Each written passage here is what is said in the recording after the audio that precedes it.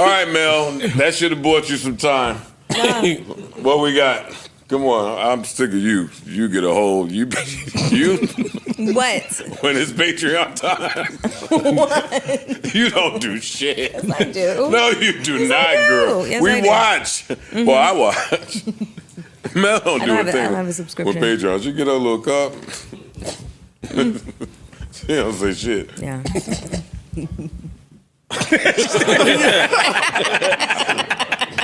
What's good, YouTube? It's your boy Elevation here with another episode of the JBP Elevated, where we speak on the Joe Budden podcast and all of his co-hosts on and off the pod. I didn't hear a joke in Joe's voice. There was no joke in that. Melyssa, you don't do a dang on doggone thing on this show. Or on the Patreon, at least. You don't do jack shit. And I'm not even joking about it at this point. And I, myself, have been kind to Melyssa because every time I speak on a female, people start saying I'm a womanizer, or not necessarily a womanizer, or patriarchy and all that bullshit. Like, bro, she's trash. But if we're just going to start telling the truth, we're just going to start telling the truth.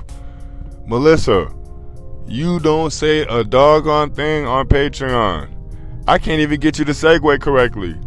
I throw the topic at you and you still fumble. You don't know what to say. You're not well versed on the topic. We're always having to tell you what's going on. As much as we make fun of Flip doesn't have to do this as much as Melyssa does. That means something. Why are we having to tell you all these stupid ass things? But you'll have an argument talking about writing on the board.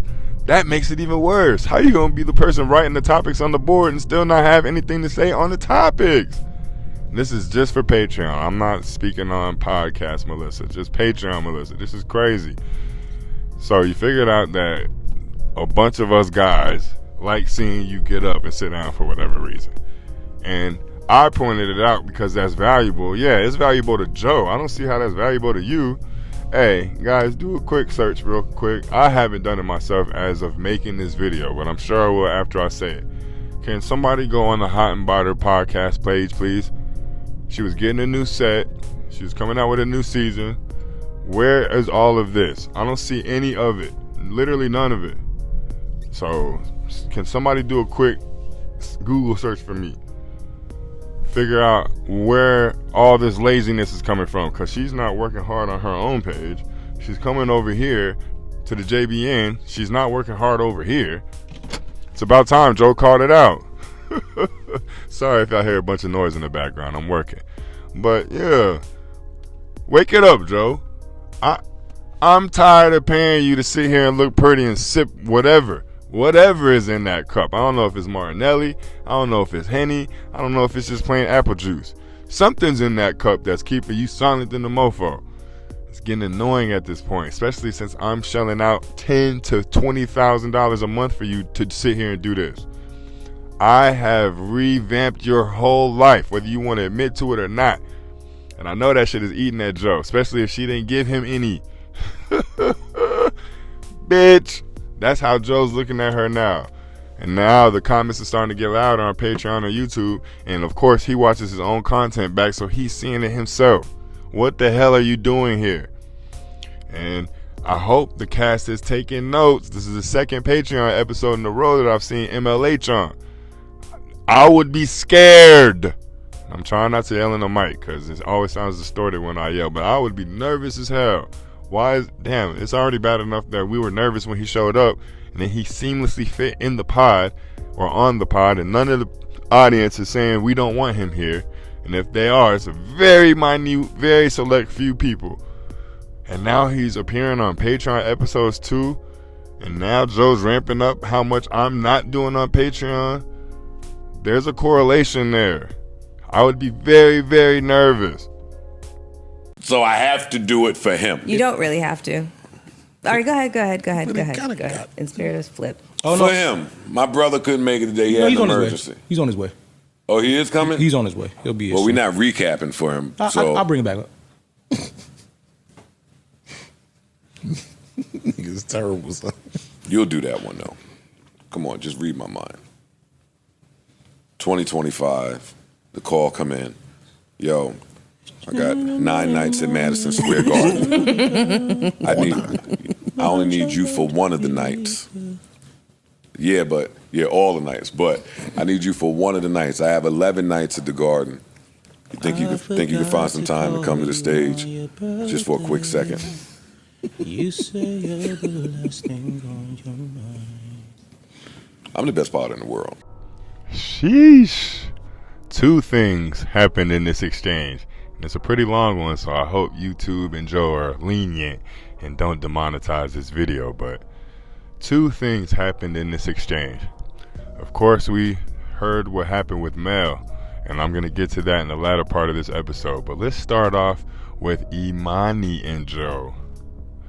Joe was pulling a flip card, making a quote-unquote viral moment, which this might turn into. I don't know. It depends on if they decipher what he's saying or not. Joe said, I'm going to channel my inner Flip. Unfortunately, Flip couldn't be here. Imani chimed in with a quickness. Oh no, he's on his way. The silence from Joe. There's 2 parts of silence in this. This is the first one. The silence from Joe was very deafening. Why the hell is Flip contacting Imani, telling Imani that he's on his way up to my pod? That relationship needs to be studied.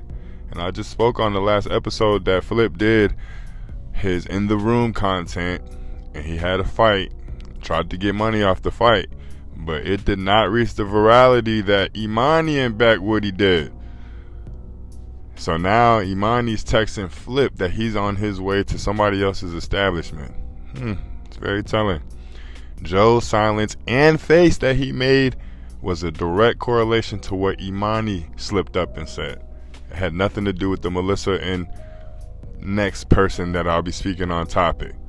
So that's something to keep an eye out on. It was very minute, but it stood out like a sore thumb. So I'm definitely going to be paying attention to this triangle of Flip, Imani, and Joe going forward, because there's tension there. Joe did not want Flip or Imani to do in the room. Now Flip has made a series of in the room content, and Imani was the catalyst for all of this. So I'm definitely going to be paying attention to that. But let's get to the latter part of that. Melyssa's silence was very, very deafening. Everybody understands what he was talking about. He was talking about Drake. If Drake gave Melyssa a call, would she accept the call? And her being silent on that topic was very deafening. Except she laughed after that, which means, yes, I would accept that call. Are you crazy? Are you crazy? Joe, why would you even ask that question? I'll answer that. But the reason that even came up in the first place is because she put his song lyric as a quote on her page. So of course she would say yes if he made that call. Of course he would say yes. Or she would say yes, I apologize. But Joe's more concerned about this because he's nervous that this call might actually happen. It's clear as day that Drake watches the JBP, and he shoots a lot of subtle shots in Joe's direction. He knows Joe is peeved at Melyssa for acknowledging this quote, let alone putting it on her Instagram page or Twitter feed or whatever she put it on. Drake knows Joe's pissed. So if Drake could get the upper hand and do it, of course this would bolster both of their not pages, because Drake's not on the page, but this would bolster the JBN just like it would bolster Drake, because now he has another beef that could get the light off of him and Kendrick. Because Joe, he's not as big as Kendrick, but he's big enough in this space for it to move the needle. So now that he knows this, yes, expect a call to Melyssa for her to appear at any of his stateside tours. This is hilarious. Joe is shitting his pants right now. It'll help in the short term, but goddamn, I'll know I have a mole amongst the ranks. She's not letting this shit go at all. Yes, I would absolutely pick up the phone if Drake called me. Are you crazy? So I appreciate y'all for watching the content. If you enjoyed what you watched, make sure you like the video. If you haven't already, make sure you subscribe to the page. And for those that have, I appreciate you. Make sure y'all stay safe out here. Get your grind up. I ain't saying you ain't got no money, but there's always ways we can make more. I'll see y'all tomorrow. Peace.